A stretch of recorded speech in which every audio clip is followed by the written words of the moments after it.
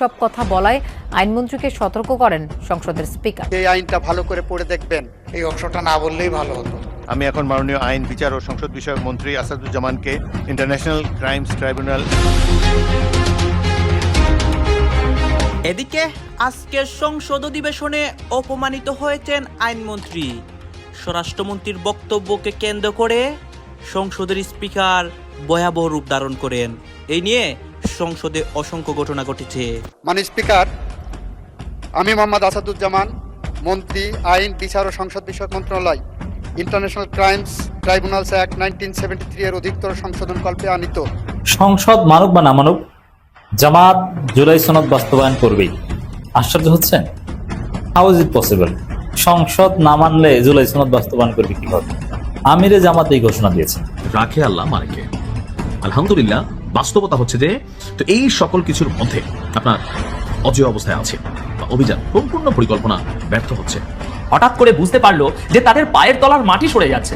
কারণটা শুনলে আপনি চমকে উঠবেন। এতক্ষণ যা বললাম এখন আবার শেখ হাসিনা বলতে হচ্ছে। সংশোধন কল্পে আনিত একটি বিল।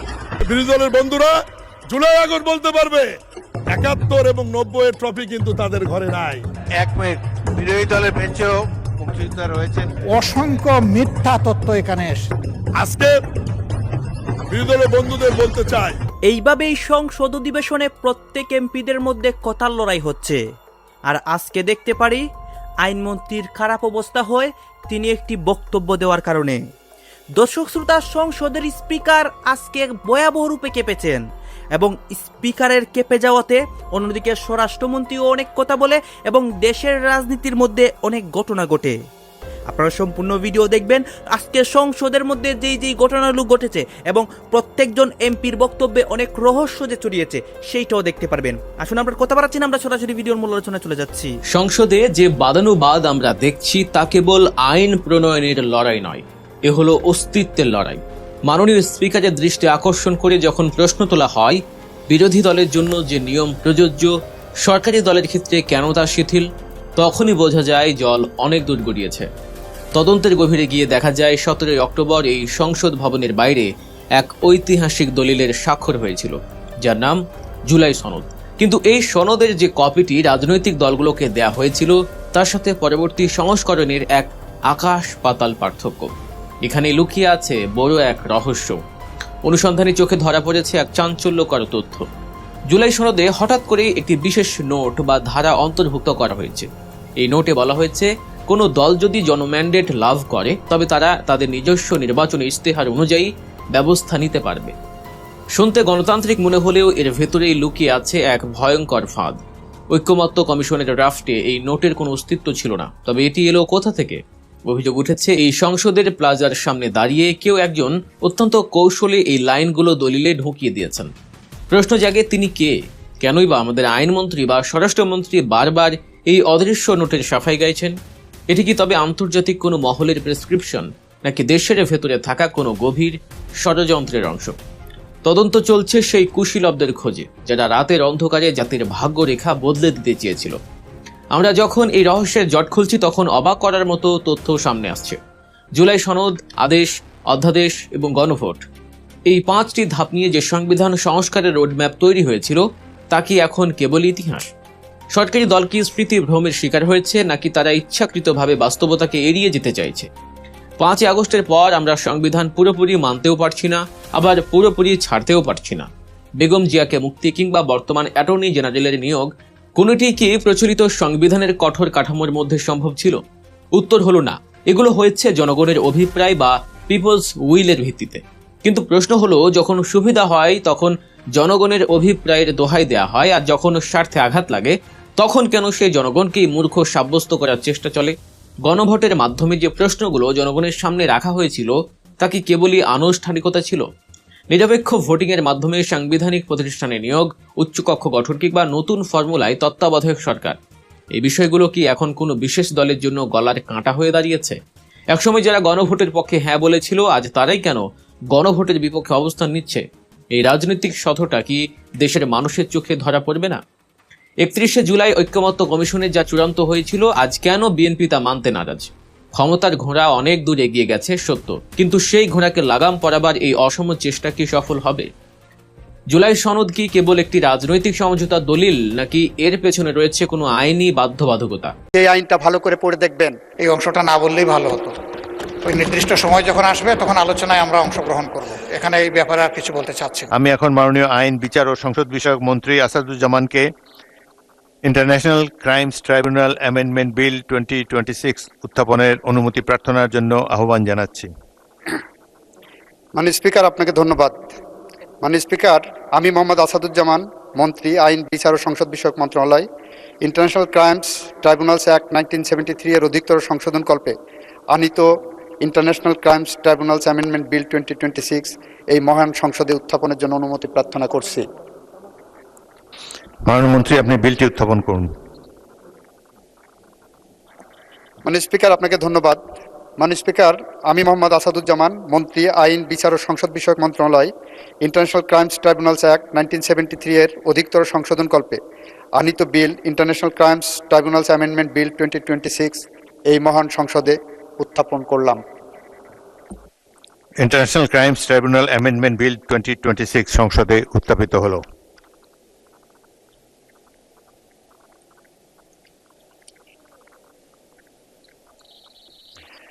আমি এখন মাননীয় আইন, বিচার ও সংসদ বিষয়ক মন্ত্রী জনাব আসাদুজ্জামানকে সংসদে উত্থাপিত আকারে international crimes tribunal amendment bill 2026 অবিলম্বে বিবেচনার প্রস্তাব উত্থাপনের জন্য আহ্বান জানাচ্ছি।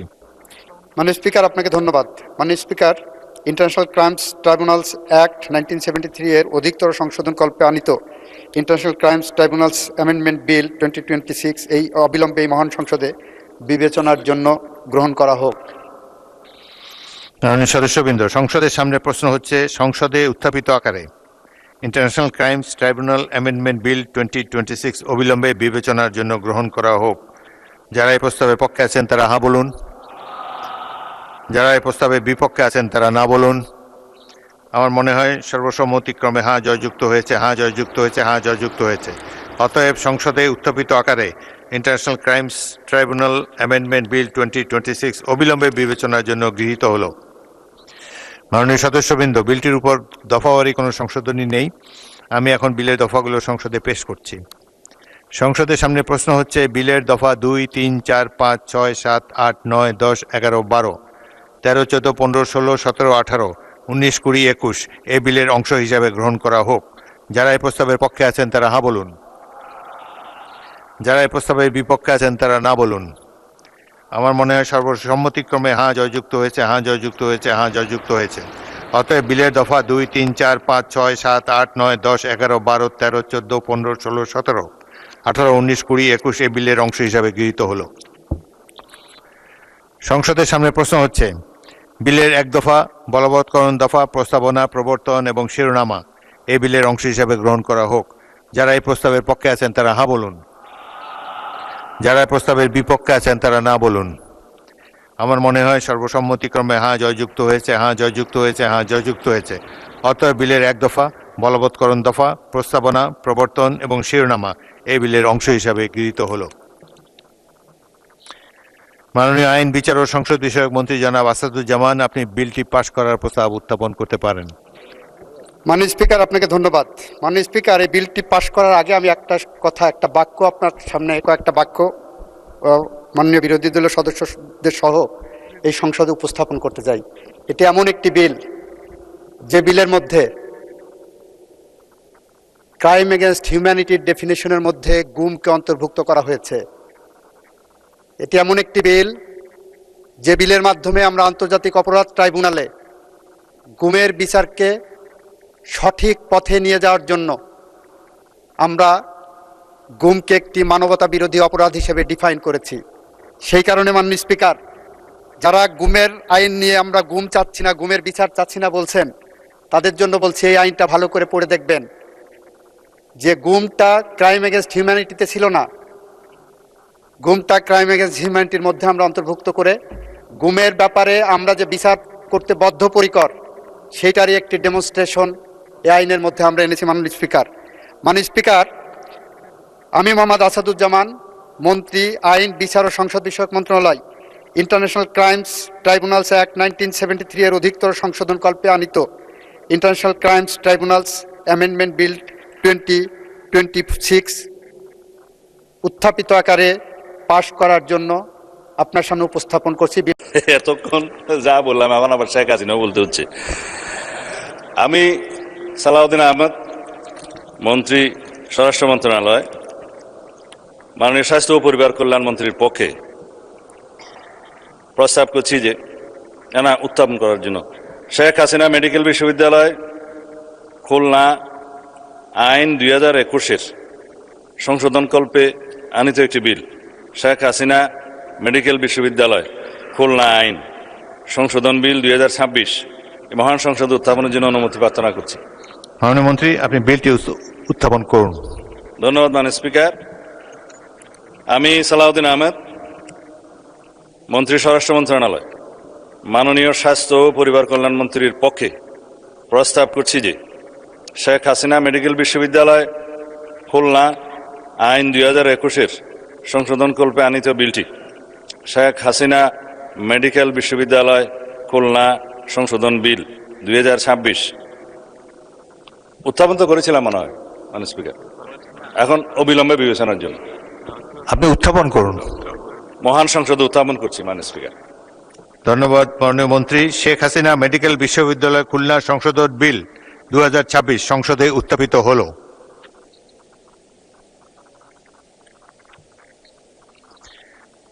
আমি এখন মাননীয় স্বাস্থ্য ও পরিবার কল্যাণ মন্ত্রীর পক্ষে স্বরাষ্ট্রমন্ত্রীকে সংসদে উত্থাপিত আকারে শেখ হাসিনা মেডিকেল বিশ্ববিদ্যালয় খুলনা সংশোধন বিল 2026 অবিলম্বে বিবেচনার প্রস্তাব উত্থাপনের জন্য আহ্বান জানাচ্ছি। ধন্যবাদ মাননীয় স্পিকার। আমি সালাউদ্দিন আহমেদ, মন্ত্রী, স্বরাষ্ট্র মন্ত্রণালয়, মাননীয় স্বাস্থ্য ও পরিবার কল্যাণ মন্ত্রীর পক্ষে প্রস্তাব করছি যে শেখ হাসিনা মেডিকেল বিশ্ববিদ্যালয় খুলনা আইন 2021-এর সংশোধনকল্পে আনিত বিলটি, শেখ হাসিনা মেডিকেল বিশ্ববিদ্যালয় খুলনা সংশোধন বিল 2026 অবিলম্বে বিবেচনার জন্য গ্রহণ করা হোক। সংসদের সামনে প্রশ্ন হচ্ছে, সংসদে উত্থাপিত আকারে শেখ হাসিনা মেডিকেল বিশ্ববিদ্যালয় খুলনা সংশোধন বিল 2026 অবিলম্বে বিবেচনার জন্য গ্রহণ করা হোক। যারা এই প্রস্তাবের পক্ষে আছেন তারা হ্যাঁ বলুন, যারা এই প্রস্তাবের বিপক্ষে আছেন তারা না বলুন। আমার মনে হয় হ্যাঁ জয়যুক্ত হয়েছে, হ্যাঁ জয়যুক্ত হয়েছে, হ্যাঁ জয়যুক্ত হয়েছে। বিএনপি সরকার জামাত শিবিরের কিছুই করতে পারবে না। দর্শক, বিএনপি নানান অজুহাত দেখিয়ে, নানান দোহাই দিয়ে একদম আওয়ামী লীগের মতো জামাতকে দমন করার বা জামাতকে ডিল করার চেষ্টা করছে। এগুলো বিএনপির জন্য বুমেরাং হবে। আজকে এই আলোচনায় কিছু লেটেস্ট বিএনপির আচরণ দেখাবো, যে আওয়ামী লীগের সাথে বিএনপির পার্থক্য থাকছে না, বিশেষ করে জামাত ডিল করার ক্ষেত্রে। কিন্তু মজার বিষয়, আওয়ামী লীগের কাজ হুবহু যদি বিএনপি করতে যায়, এটা জামাতের জন্য মজার, এবং বিএনপি খুব সহজে জয় বাংলা করতে পারবে জামাত, এবং বিএনপি খুব সহজে মারা খাবে, হমাশা হয়ে যাবে। তো দর্শক দেখেন, জামাতের বিরুদ্ধে বা জামাতকে দমন করতে বিএনপি কোন কোন কার্ড খেলেছে, হুবহু ওই কার্ডগুলোই খেলছে বিএনপি সরকার, কোনো পার্থক্য নেই। সবচেয়ে বড় কার্ড ছিল আওয়ামী লীগ সরকারের জামাত বিরোধিতার মুক্তিযুদ্ধ কার্ড, যে এরা স্বাধীনতা বিরোধী, এদেরকে ধরো, মারো, ফাঁসি দাও, এরা চেতনায় রাজাকার, বয়স 14 বছর হলেও রাজাকার, ওর চোখ উপড়ে ফেলো। যেমন সেই ঝিনাইদার, সোহান, আপনারা জানেন কত তরুণ 15, 16, 18 বছরের ছেলেদের শহীদ করেছে এই আওয়ামী লীগ সরকার। তো এই জায়গায় দর্শক,